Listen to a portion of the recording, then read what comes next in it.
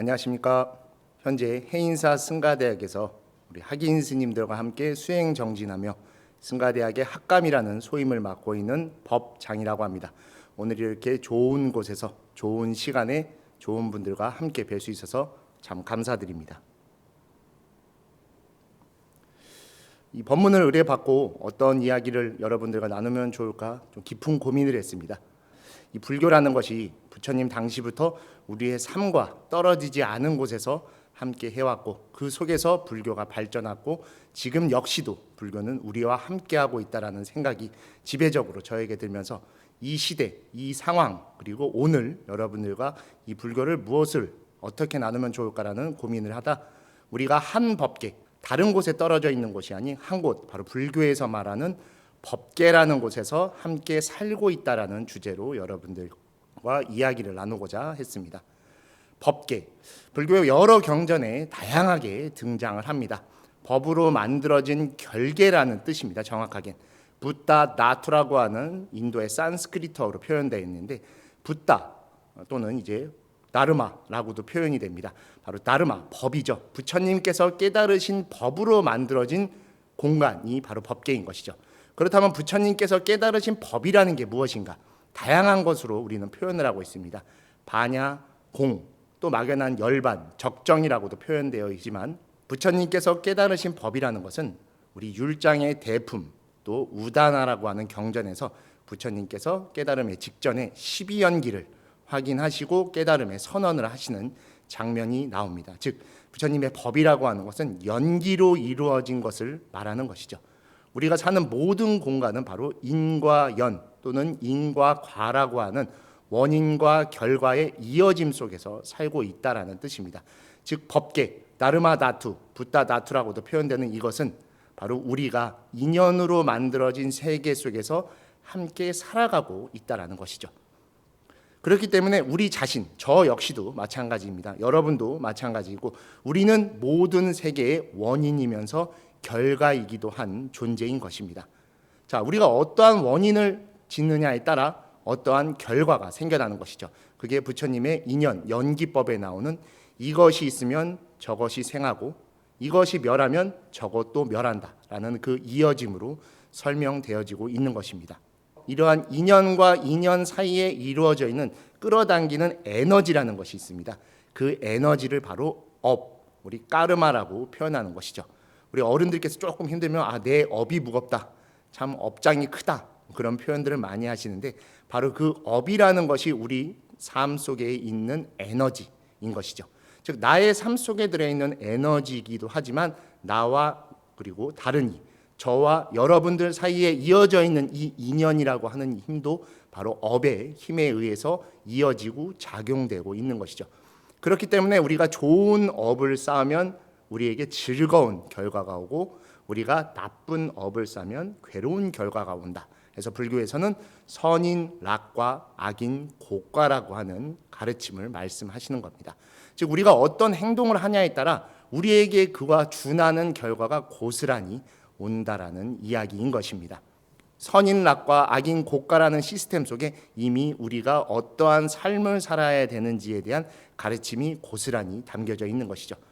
너무나도 쉽죠. 우리는 선한 일을 찾아서 행하면 되고 악한 일을 그치면 되는 것이죠. 그렇게 하면 우리의 삶 자체, 즉 우리의 마음이 평안해지며 그 평안함 속에서 우리는 안락, 즉 깨달음이라고 하는 열반을 얻게 그리고 누리게 되는 것입니다. 그런데 인간은 또 우리는 그렇게 쉽게 선한 일을 찾아서 행하기가 어렵습니다. 그러다 보니까 부처님께서는 깨달음 직전에 바로 마왕 파순이라는 존재를 등장시키면서 본인의 깨달음을 다시 한번 증명을 하십니다. 부처님이 파순을 만나는 장면은 영화나 여러 불교 경전이나 소설에도 많이 등장하는 부분이지만 저는 개인적으로 이 불타석가모니라고 하는 한 인간을 다룬 이 리틀 붓다라고 하는 영화에 보면은 부처님께서 정각을 이루시기 직전에 파순이 나타나는 장면을 가장 아름답게 표현했다라고 생각됩니다. 전날 저녁에 정말 많은 비가 쏟아져서 부처님이 앉아 계신 금광 보좌 앞에 물 웅덩이가 고여져 있습니다. 그리고 부처님께서 새벽 첫 별을 그리고 달을 확인하시는 장면에서 그 물 웅덩이에 비춰진 자신의 모습을 들여다보시는데 그 웅덩이 속에 자신이 바로 본인의 손을 잡으면서 고스란히 1대1로 이렇게 떠오르는 장면이 등장을 합니다. 그때 바로 부처님이 자신을 바라보시면서 파순이라는 것을 확인하십니다. 바로 내 안에 들어있는 욕망과 내 안에서 내가 쫓고자 하는 나만을 위한 생각, 즉 그러한 모습들이 자신을 파순의 모습으로 바꿔놓고 그 파순이 스스로를 잡아먹었기 때문에 바로 자신을 이기는 존재가 바로 대웅, 위대한 승리자가 돼서 열의 부처가 될 수 있다는 것을 말씀하신 장면입니다. 왜 이런 말씀을 드리냐면 우리는 같은 법계 속에 살고 있지만 바로 나 자신이라는 것을 먼저 우선으로 생각을 합니다. 내가 편해야 세상이 편하고 내가 즐겁기에 세상 사는 것이 즐거워지게 되는 것이죠. 근데 우리는 나만을 챙기기 위해서는 즐거워질 수가 없습니다. 나만 또 가지려고 하다 보면 행복해질 수가 없습니다. 우리는 필연적으로 많은 인연들과 함께 이 세상에서 살아갈 수밖에 없습니다. 그렇기 때문에 불교에서도 법계중생이라고 표현을 하는 것이죠. 홀로 사는 섬과 같은 존재라고 하면 이러한 결계, 법계라는 것이 존재하지 않겠지만 필연적으로 우리는 어쩔 수 없이 인간이기 때문에 바로 사람 인자의 표현과 같이 서로가 서로의 의지처로서 살아가야지만 하는 존재입니다. 자, 그렇다면 우리는 어떠한 모습으로 서로의 의지처가 되어줘야 되고 자신의 모습 속에서 행복을 추구해야 될까요? 바로 내가 가진 것을 남이 가진 것과 같이 바라봐주고 남이 가진 것을 내가 가진 것과 같이 여겨줘야 됩니다. 그런데 지금은 너무나도 많은 것들이 편리해지고 물질 만능주의 속에 우리가 살아가게 되었습니다. 물질 만능주의, 즉 내가 부족하면 무엇이든지 얻으면 되고 내가 가지고 싶은 것이 있으면 그거를 얻기 위해 무언가의 노동이나 생산 활동을 하면 됩니다. 그렇게 해서 얻어진 것을 바로 나의 것, 내 것, 나라는 것의 소유물로 생각을 하게 되죠. 하지만 다시 돌이켜보면 내가 가진 소유물이지만 그 소유에 의해서 내가 편해지기도 하지만 그로 인해 내가 어렵고 힘들기도 하게 됩니다. 우리는 지금 조금만 더워도 바로 에어컨을 찾거나 조금만 힘들어도 필요한 것들을 바로바로 살 수 있습니다. 근데 그렇게 사고 필요한 것들을 추구하다 보니까 우리 주변에 생각보다 많은 물건들이 생겨나게 되었습니다. 집 주변을 한번 좀 돌아보시면 이거는 언젠가 쓸지 몰라, 이건 뒀다 언젠가 필요할 때 꺼내야지 라고 해서 쟁여놓은 물건들이 굉장히 많으실 겁니다. 산속에 사는 저 역시도 방 2위에 다락이 있는데 이 다락을 들어가 보면 깜짝깜짝 놀랍니다. 이 물건이 도대체 여기 언제 들어간 거지? 이게 내 거였나라고 싶어서 깜짝 놀라서 그럴 때는 빨리 그것을 꺼내 필요한 다른 스님들이나 다른 분들께 전달을 해서 그 물건이 잘 제 역할을 할 수 있게 노력을 하고 있습니다. 여러분들도 아마 옷장이나 서랍장, 창고에 그런 것들이 제법 많을 거라고 생각이 됩니다. 자, 이 모든 것들은 우리의 업장입니다. 다른 게 업이 아니죠. 인간과 인간관계의 사이 속에서 생겨나는 여러 에너지나 그리고 좋고 나쁨도 업장이긴 하지만 우리 주변에서 우리가 챙기고 필요하다 생각해서 갖고 있던 것들도 우리의 또 다른 업장이죠. 그래서 아마 최근에라도 아니면 20세기가 넘어서 21세기에 들어 이사 한번 해보신 분들은 본인의 업장이 얼마나 많고 무거우신지를 잘 알 겁니다. 과거에 생각해보면 우리는 이사 한번 하려면 그냥 조그만 트럭 하나 빌려서 짐 실어서 갔으면 되는데 지금은 웬만한 집들은 그렇게 해서 이사가 불가능하죠. 큰 이삿짐 센터들을 찾아보면 저 집에 물건이 진짜 많구나. 식구가 많아서 물건이 많은 것들도 있겠지만 우리가 필요에 의해서 사들이고 모아둔 것들이 그렇게 많은 바로 이사 갈 때 그 업장을 다 끌어안고 가는 것과 마찬가지입니다. 그렇다고 해서 그것들을 버리라는 뜻은 절대로 아닙니다. 그걸 버리게 되면 또 다른 문제가 생기죠. 또 다른 업장이 만들어지니 바로 쓰레기 문제가 생겨나게 되는 겁니다. 최근 뉴스에 보면은 17.18 극한호우라고 하는 표현들이 등장하고 있습니다. 무슨 말인지 혹시 아시는지요? 저도 최근에 들어서 알게 된 완전히 새로운 표현인 것 같습니다. 17.18 바로 우리 지구가 절대로 넘어서는 안 되는 지구의 평균 온도입니다. 근데 이미 이 온도는 7월 초에 17.30이라고 하는 온도가 만들어지면서 지구가 한계선을 넘었다라는 것이 나타났습니다. 그리고 극한호우, 집중호우와 폭우라는 표현은 저는 들어봤었는데 최근에 구로구에 이 재난 문자로 극한호우주의보라고 하는 문자가 나갔습니다. 비가 극한으로 내린다는 뜻입니다. 극락은 제가 들어봤어도 극한호우라는 표현은 처음 들어본 것 같습니다. 우리는 즉 우리의 편리 그리고 우리의 안락이라는 것으로 너무나 많은 것들을 소비하고 너무나 많은 것들을 갖고 또 그로 인해 필요 없게 된 것들을 버리기 시작하면서 우리 스스로를 자신들이 내몰게 된 것입니다. 누구도 이런 모습들을 만들어준 적은 없습니다. 왜냐하면 이 지구, 이 우주에 신이라고 하는 창조주가 존재하지 않기 때문입니다. 불교의 가장 큰 매력은 바로 이 창조주가 없다는 것 중에 하나인데, 창조주가 없기 때문에 더 조심히 살고 더 서로를 바라봐야 되는 것이 불교인 것입니다. 다른 종교의 같은 경우 어려운 일이 생겼을 때 신을 찾습니다. 근데 불교는 어려움에 닥치면 무엇을 찾아야 될까요? 바로 자신을 돌아봐야 됩니다. 모든 일의 결과를 만들어낸 원인이 내 안에 들어있기 때문이죠. 지금 힘든 일이 생겼다라고 하면 내가 어떤 원인을 쌓았길래 이런 결과를 받게 됐는가를 빨리 돌아봐야 됩니다. 그리고 곧바로 해야 되는 행동이 바로 불교의 참회인 겁니다.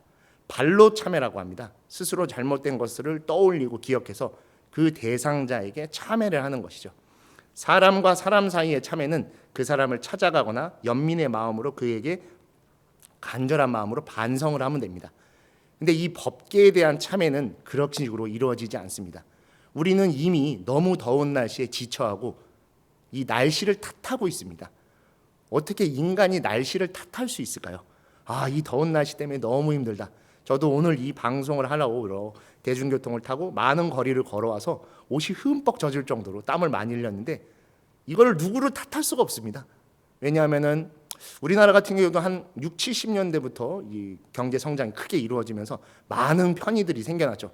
예전에는 요맘때쯤 날씨가 더우면은 한강 시민공원에 모이거나 문 앞에 돗자리를 깔아놓고 거기서 잠도 잤었습니다.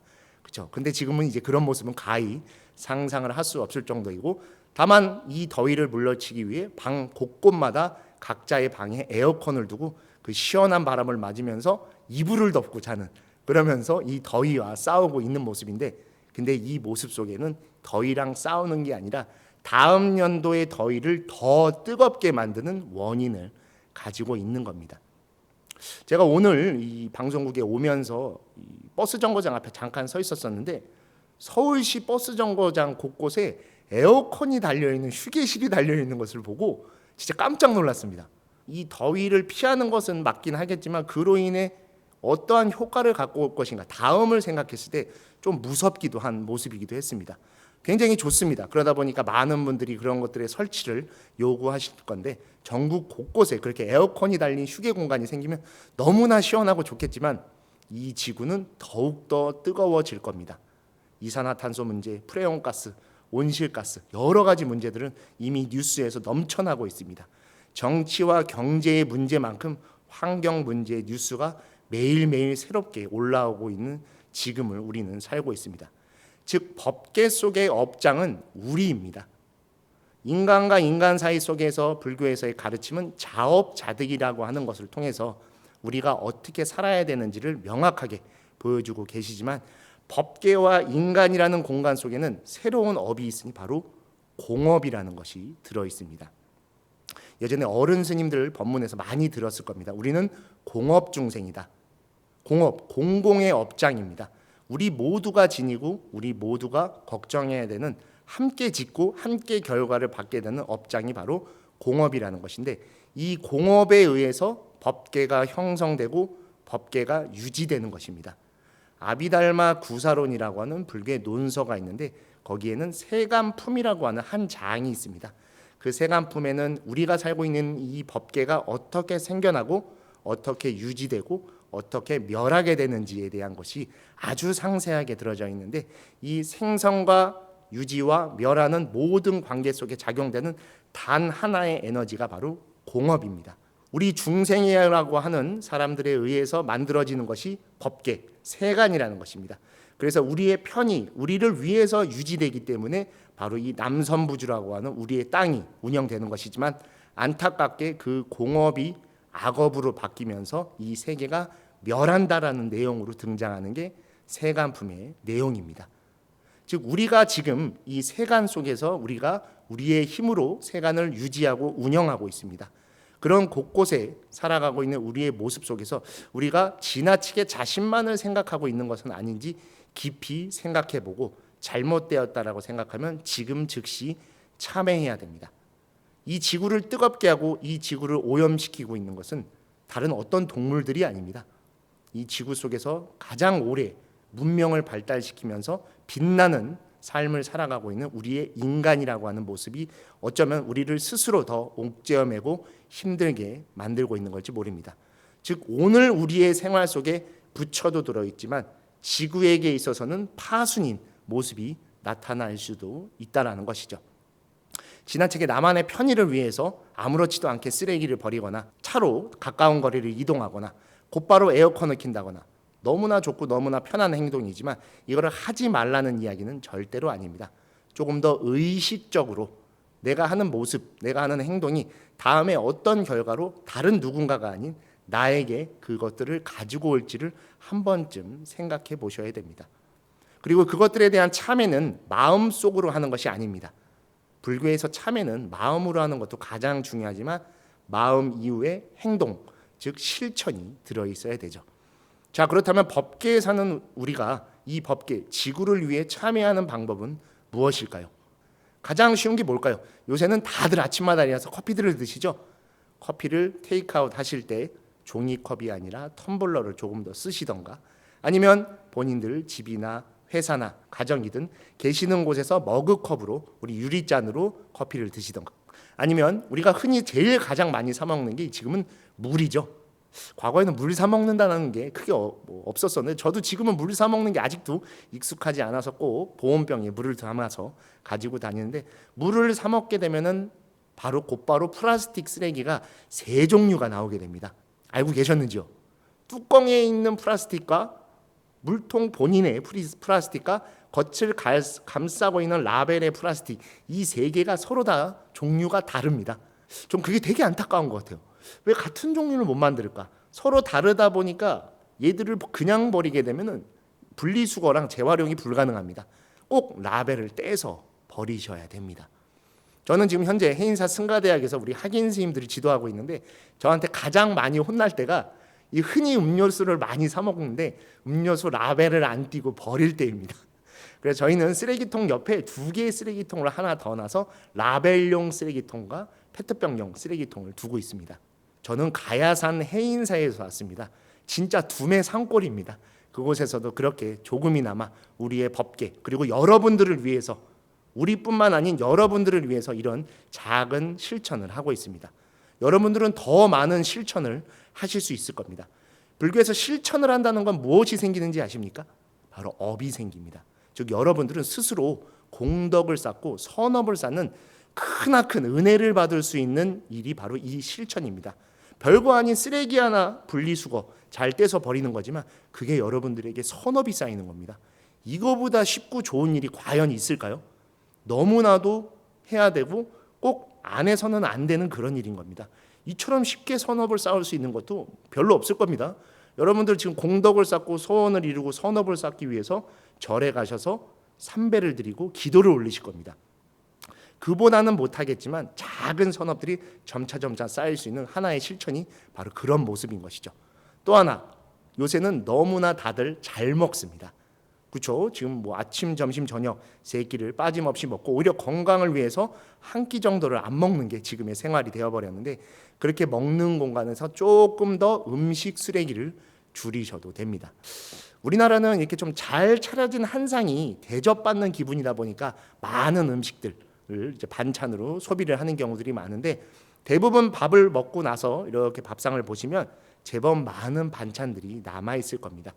즉 애초에 담을 때 여러분들이 생각하신 것보다 조금 덜 담으면 그로 인해서 반찬이 줄어듭니다. 반찬이 줄어들면 2개의 선업이 쌓이죠. 즉 음식 쓰레기를 줄이기도 하지만 여러분들 건강해지시는 업도 동시에 쌓입니다. 요새는 건강이 가장 이슈가 되어 있죠. 잘 먹으면서 다시 잘 빼려고 노력해요. 찌면서 빼야 되는 동시에 2가지를 해야 되는 어려운 일 속에 들어있는데 그것들을 단 하나의 행동으로 만들어 나갈 수가 있는 것입니다. 그 외에도 굉장히 많습니다. 저는 개인적으로 가장 또 중요하게 여기는 게 가까운 거리를 조금 걷는 게 좋습니다. 자동차 한 대에는 석유 에너지도 들어있지만 그 한 대 속에 아까 말씀드렸던 에어컨도 무조건 달려 있습니다. 그러다 보니까 석유를 사용하면서 지구 온난화를 끌어들이는 가스를 배출하게 되는 것이죠. 짧은 거리를 운영하지 않는 만큼 지구의 내일은 온도가 내려갈 것이고 우리가 이러한 극한호우나 극한의 날씨를 맞이하는 경우가 줄어들게 되는 것이죠. 우리 곳곳에는 이처럼 우리가 지구, 즉 법계라고 하는 곳에 참여할 수 있는 방법이 굉장히 많습니다. 인간과 인간 사이의 참여는 너무나 자명하게 눈에 띄다 보니까 곧바로 반성을 하고 마음을 내서 찾아가서 이 반성의 참여의 말을 할 수 있지만 지구는 너무나 지극히 당연하게 우리 곁에 있다 보니까 당연한 것을 우습게 또는 너무나 가볍게 여겨버렸던 것 같습니다. 하지만 우리는 이 땅에 살아갑니다. 다른 어느 공간에 사는 존재들이 아닙니다. 법계, 다르마 다투, 여기 다투라는 것은 터전이라는 뜻입니다. 이 터전이 없는 곳에서 우리가 어떠한 법을 닦을 수도 없고 어떠한 부처를 만날 수도 없습니다. 이 땅에 있기 때문에 서가모니 부처님의 가르침을 함께 할 수 있는 것이고 이 땅에 있기 때문에 우리가 다음에 올 미륵 부처님도 만나볼 수 있는 것입니다. 그리고 우리가 바로 이 법계 안에 있기 때문에 법계의 중생으로서 모두가 함께 깨달음의 세상으로 나아갈 수 있는 것입니다. 우리가 있는 모든 생활 공간 속에 연기법이 작용되고 있는 것이죠.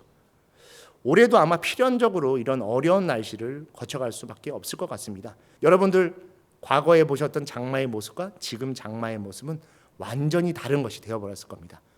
제가 사는 해인사, 제가 해인사에 출가한 지 올해로 이제 20년째가 됐는데 20년 전에 해인사는 많이 더웠습니다. 그때도 덥긴 했는데 그냥 쨍하게 더운 더위가 한 달 정도 갔는데 지금 해인사는 약간 내가 지금 남방 어디 동남아시아 태국쯤에 와서 수행하고 있는 건가 싶을 정도로 되게 습하면서 더운 그런 공간이 됐습니다. 300명이 넘는 스님들이 지금 하한거에 정진을 하고 계신데 그런 습하고 더운 날씨 때문에 굉장히 힘들어하십니다. 그러면서도 누구도 탓하지 않아요. 왜냐하면 본인들이 원인이라는 것들을 너무나 잘 알고 있기 때문인 것이죠. 자, 우리 모두도 이제 그렇게 알아야 됩니다. 비가 이렇게 기록적으로 내렸던 해도 없었을 것 같습니다. 근데 이 얘기는 작년에도 재작년에도 우리는 똑같이 했었습니다. 4년 전쯤에 해인사를 상징하던 최치원의 전나무가 있었습니다. 그 전나무가 링링이라고 하는 초대형 태풍을 만나면서 부러지게 되었습니다. 해인사의 모든 스님들이 슬퍼하시고 많은 스님들이 실제로 나무 앞에서 우시면서 참회를 했습니다. 그 참회는 누구를 위한 참회였을까요? 링링이 부러진 것에 대한 참회였을까요? 아니면 태풍이 오는 날 그 나무를 붙잡지 않았던 우리에 대한 참회였을까요? 아닙니다. 그런 태풍을 불러올 수밖에 없이 살아왔던 우리 모두를 위한 참회였던 것입니다. 그래서 지금은 그 자리에 나무 기둥만 이 밑둥 뿌리는 그대로 놔두고 최치원 조각상을 그 나무로 다시 회생해서 잘 만들어서 최치원 공원을 조성해 두었습니다. 그 나무가 부러졌을 때 이른 새벽에 저도 바로 뛰어내려가서 봤는데 만약 도량 안쪽으로 부러졌다라고 하면은 바로 옆에 우리 비로자나 부처님이 모셔져 있는 대비로전은 두 동강이 났었을 겁니다. 그 나무가 끝까지 그래도 우리를 원망하지 않고 반대쪽으로 넘어지며 해인사를 마지막까지 수호해 줬다라는 마음에 더 감사함이 들었던 것 같습니다. 참 이제 지구 환경에 대해서 우리도 깊이 고민해야 될 때입니다. 먹고 살만한 시절에 우리를 돌보면서 우리와 함께 우리가 앞으로도 살아가야 될 법계를 고민해야 됩니다. 저도 사찰에 있다 보니까 항상 기도에 올라가면은 다들 축원을 스님들께서 꼭 읽으시는데 대부분 축원의 내용은 뭐냐면 우리 자녀분들, 우리 가족들이 행복하고 건강하게 살게 해달라는 게 축원 내용 중에 가장 많습니다. 즉 본인이 아닌 다음 세대를 위해 축원을 하고 계신 겁니다. 그 다음 세대에게 우리가 물려줘야 될 것은 재산이며 또는 명예이며 또는 집일 수도 있지만 진짜로 물려줘야 되는 건 좀 더 좋은 법계인 겁니다. 우리는 지금 이렇게 어려운 시대에 살고 있지만 다음 세대는 더 어려운 세대에 살게 될지도 모릅니다. 지구가 생겨난 이래 가장 더웠던 해가 7월이었다라고 합니다. 자, 2024년 7월, 2025년 7월엔 더 더워질지도 모릅니다. 그 더위를 위해 에어컨을 키면 되겠지라고 생각하지만 이제 그렇게 끝나지 않습니다. 어떠한 비가 내리고 어떠한 태풍이 와서 해인사의 전나무를 쓰러뜨렸듯이 우리의 상징이 되는 무언가를 부러뜨리고 쓰러뜨릴지 모릅니다. 근데 그것은 자연을 탓할 수 없습니다. 자연은 있는 그대로 있는 것이 자연이기 때문입니다. 자연의 작용이라고 할 수 있는 것은 봄이 가면 여름이 오고 여름을 보내고 가을, 겨울을 다시 맞이한 뒤 또 다른 봄을 끌고 오는 작용 외에는 어떠한 것도 들어있지 않습니다. 그렇기 때문에 여여한 모습, 그러한 모습이라고 하는 것입니다. 하지만 그러한 모습 속에 우리가 그렇지 못하다 보니까 이 법계를 어렵게 만든 것 같습니다. 법계를 떠나서는 어떠한 삶도 살 수가 없습니다. 그러다 보니까 약간 SF 공상과학 영화 같이 이제 화성으로 이주를 준비해야 된다라는 이야기들도 미국이나 그런 곳에서 많이 나오고 있는데 왜 화성으로 가야 될까요? 우리 스스로 이러한 지구의 오염을 만들고 지구의 어려움을 불러왔는데 그것들을 내팽개치고 돌아간다는 건 우리 스스로가 자신을 포기하는 것 같은 겁니다. 부처님은 한순간도 우리 중생을 바라보지 않으신 적이 없습니다. 일체 중생 시류불성이라 하여 모든 중생에게 불성이 있으니 마음을 먹고 수행을 하면 깨달을 수 있다라는 약속까지 해주셨습니다. 또한 산천초목 실계성불이라 하여 산천초목까지도 다 불성이 있는 존재라고 하였습니다.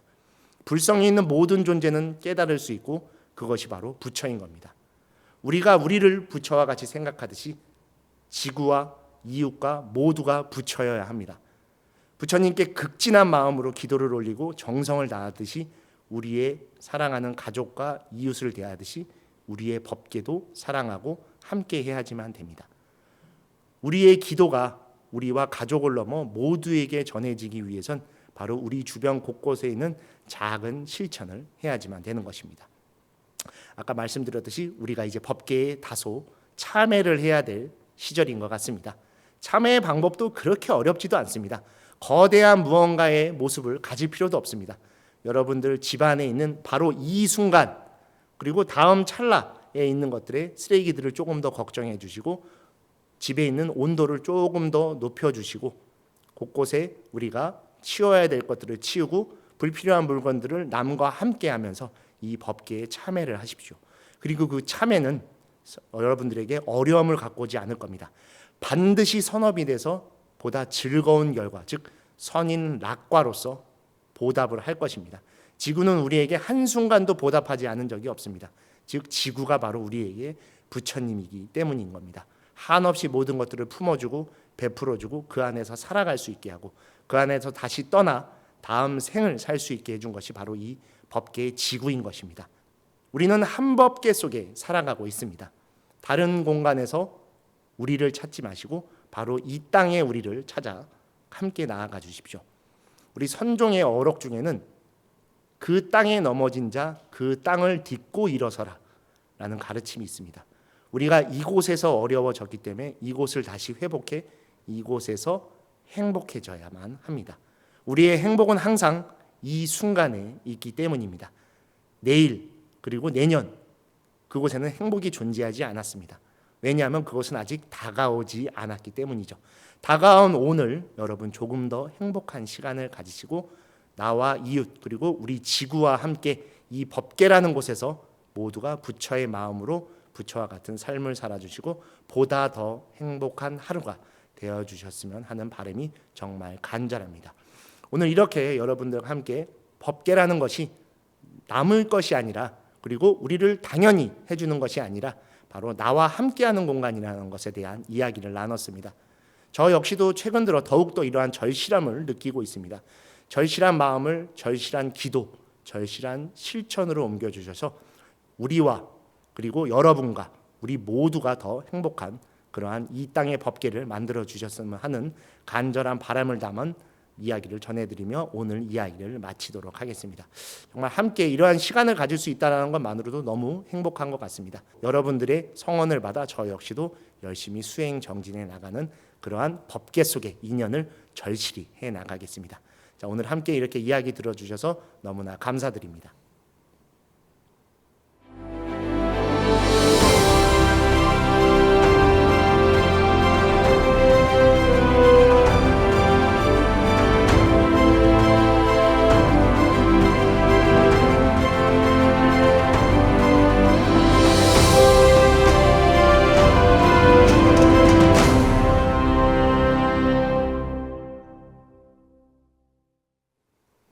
네, 오늘 이제 법문 후에 또 좋은 질문을 해주신 것들이 있어서 같이 한번 이야기 나누는 시간을 또 갖도록 하겠습니다.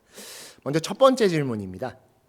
우리 함께 행복한 깨달음의 정토를 만들어 나가야 한다는 말씀에 공감합니다. 다만 그런 노력이 쉽지 않은 것은 보통 우리들 중생의 작은 지혜로서 감당하기 어려운 부분이기 때문이 아닐까 싶습니다. 어떤 자세로 임해야 할지요? 예, 너무 좋은 질문이신 것 같습니다.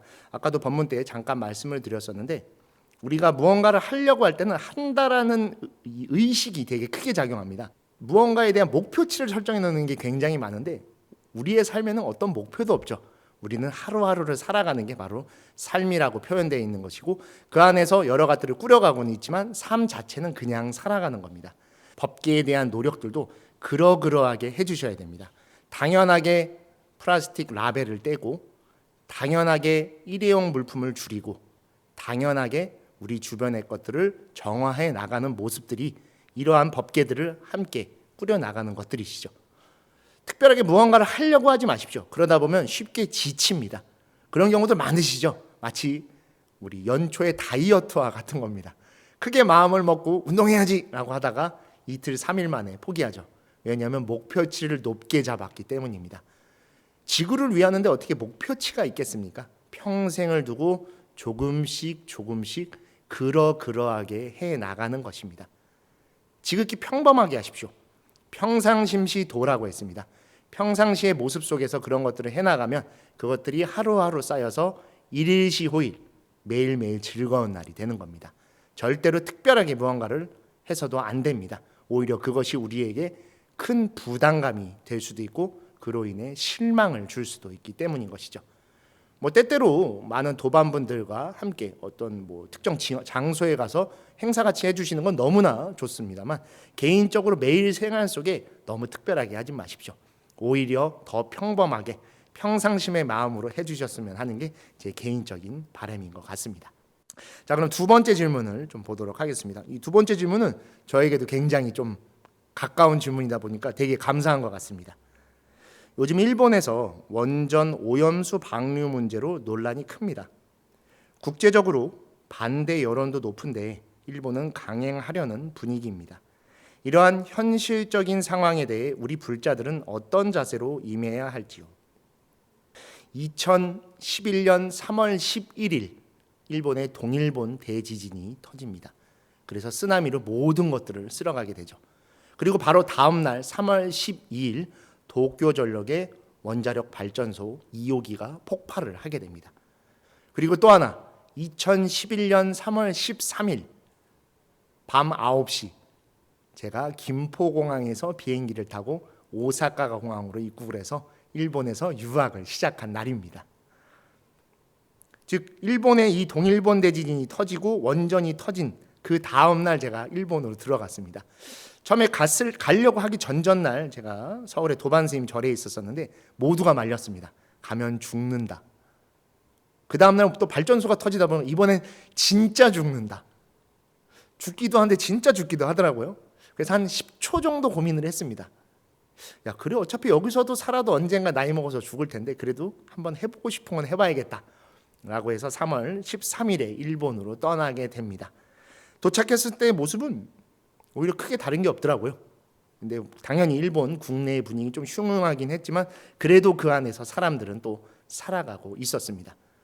그리고 2017년 제가 모든 것들을 마치고 이제 한국으로 들어올 준비를 해서 18년에 한국에 들어오게 됩니다. 그래서 2023년 올해죠. 올해 제가 갑상선 암 수술을 하게 되었습니다. 갑상선 암을 처음 걸렸다라고 했을 때 되게 놀랐었어요. 아니, 난 되게 긍정적이고 누구보다 건강하게 사는데 어떻게 이런 일이 나에게 생겼을까라고 해서 처음에 제가 이제 지내는 곳이 해인사다 보니까 대구 근교의 병원에 가서 의사 선생님께 굉장히 오랜 시간 질문을 했습니다. 어찌됐건 암에 걸렸는데 걸린 원인은 알아야지 제가 받아들일 수 있을 것 같지 않습니까?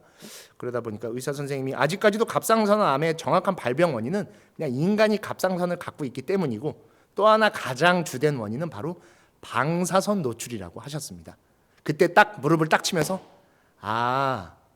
어떻게 보면 하나로 내가 갚아야 될 보상일지도 모르겠구나라고 생각을 했어요. 3월 13일 일본으로 떠나 8년이라는 시간 동안 한 번 다치지도 않고 아프지도 않고 원만하게 유학을 마쳤고 거기서 학위도 받았고 너무나 좋은 인연들을 쌓았고 그렇게 해서 한국에 돌아와 지금 여러분들을 만날 수 있는 이런 행복한 인연까지 생겼습니다. 이 모든 일련의 과정에 나 하나의 무언가의 희생이 없다라는 게 과연 말이 될까라고 항상 생각은 했었는데, 그래서 이 갑상선 암도 오히려 긍정적으로 감사하게 받아들여 지금 여러분께 지금 전혀 모르셨죠? 여러분들 제가 수술한 지 이제 한 달 보름밖에 안 지났습니다. 긍정적으로 회복하고 있고 더 건강해지려고 노력하고 있습니다. 왜 이런 말씀을 드리냐면 원전 오염수 방류 문제도 일본의 문제이긴 하지만 그 이전에 우리의 문제인 것입니다. 당연히 오염수를 방류한다는 것에 저는 적극적으로 반대하고 있습니다. 인류가 단 한 번도 경험하지 못했던 일들이 앞으로 벌어질 겁니다. 앞에 말씀드렸던 지구 환경 문제도 있지만 이 오염수를 방류함으로써 우리 모두를 감싸주었던 태초부터 존재했던 바다가 우리를 미워하게 될지도 모릅니다. 그러면 그 결과는 고스란히 우리가 받게 될 것입니다. 하지만 또 하나 문제는 이 오염수를 방류하지 않게 되면 또 다른 문제가 생겨날 것입니다. 일본 국내의 문제이기도 하겠지만 어찌 일본만의 문제일 수 있겠습니까? 여러분들 가까운 러시아 우크라이나 전쟁이 지금 우리에게 석유가 폭등이라고 하는 결과를 가져오고 있습니다. 일본 국내에 문제가 생기면 그곳에도 또 우리 한국 분들이 살고 계실 것이고 수많은 우리나라와의 관계가 들어있습니다. 그 어려움이 또 생겨나게 될 겁니다.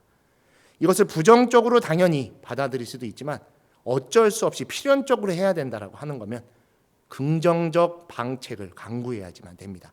방법이 아닙니다. 이거는 규제로서 다룰 수 있는 것들을 고민해야 되는 것이죠. 그리고 우리 불자들 역시도 그것에 대한 긍정적인 대처를 할 수 있게 노력해야 됩니다. 최근에 이 뉴스가 나오면서 가장 가슴 아팠던 것이 이 소금 사재기 논쟁이 또 나왔습니다. 이거는 너무나 이기적인 모습입니다. 사재기를 한다라고 하면 평생 죽을 때까지 다음 세대까지 물려줄 정도로 사재기를 하지 않으면 결국엔 먹을 수밖에 없을 겁니다. 이것들을 극복할 수 있는 방안을 고민해야 됩니다. 나만 하면 되겠지, 우리 집만 아니면 되겠지 라는 마음으로 사재기를 한다는 건 불교의 모습이 아닙니다. 자리이타 하와 중생의 모습은 단 하나도 그곳에 들어있지 않습니다. 찾아야만 합니다. 그러면은 반드시 어떠한 결과를 가지고 올 겁니다. 지금은 결과를 통해서 그 탓을 하기 바쁘지만 이것을 새로운 원인으로 두고 또 다른 찾아올 결과를 고민해야지만 우리가 맞이할 수 있는 이 법계를 풀어나갈 수 있습니다. 우리는 법계에 지금 참여를 해야 될 시기입니다. 이기적으로 여기서 마왕 파순의 모습이 돼서 나만 아니면 돼 라는 모습이 아니라 나와 이웃 그리고 이 지구를 위해서 해결할 방법들을 고민해야 됩니다. 우리부터 시작될 때 저 높은 곳에 계신 분들 또 이 일에 직접적으로 관련 있는 분들이 더 깊이 생각하게 될 겁니다. 이기적인 모습으로 끌고 간다고 하면 오히려 더 원하는 모습일지도 모릅니다. 철저하게 준비된 모습으로 받아들이게 된다면 그 준비된 모습에 더 많은 경각심을 가질 것이고 우리의 삶에 직접적으로 영향이 오는 것들이 하나하나씩 풀어나가게 될지도 모릅니다. 저 역시도 갑상선 암이라고 하는 것이 생겼지만 크게 보면은 그냥 일본에서 살았던 걸 탓할 수도 있습니다. 하지만 그렇지 않습니다. 어차피 그 원인을 제가 만들었고 이 결과 역시도 제가 불러온 것입니다. 원전이라는 것을 통해 우리는 크나큰 축복을 받아 전기라는 것을 편하게 쓰고 있습니다. 그리고 그 결과가 지금 오염수 방류라고 하는 심각한 문제를 가져오게 됐습니다. 대체 에너지 또 우리 생활 속에 여러 가지 에너지 절약 이 모든 것들이 이것과 다 관계가 되어 있는 것입니다. 불자가 해야 될 것이라는 것은 남을 탓하고 사재기를 하는 것이 아니라 근본적인 해결책에 대한 깊은 마음을 가져주고 그것들을 생활 속에서 곳곳에서 하나하나씩 실천해 나가는 모습 속에 들어있는 것입니다. 아까도 말씀드렸듯이 우리 인류는 앞으로 매년 경험해보지 못한 것들을 계속 경험하게 될 것입니다. 지금 당장 오염수 문제도 있지만 지구 환경 또는 비, 폭풍 또는 호우, 지진 어떤 것들이 다가올지 모릅니다. 그럴 때마다 현명하게 대처할 수 있는 지혜를 가지셔야 됩니다. 지식은 머리로 하는 것이지만 지혜는 마음으로 해서 실천하는 겁니다. 항상 마음속에 가져 있는 것들을 실천해 주시면서 하나씩 풀어나가는 그런 참다운 불자의 모습으로 이 모든 것들을 현명하게 헤쳐나가 주시기를 간절한 마음으로 다시 바람드리도록 하겠습니다. 우리부터 변해야 지구가 변합니다. 왜냐하면 우리가 지구이고 지구에 우리가 살고 있기 때문이죠. 내 마음속에 부처를 찾듯이 부처 안에서 우리가 함께 살아갈 수 있는 이 법계 중생으로서 보다 행복한 삶을 살아주셨으면 하는 마음으로 이렇게 질문에 대한 대답을 마치도록 하겠습니다. 감사합니다.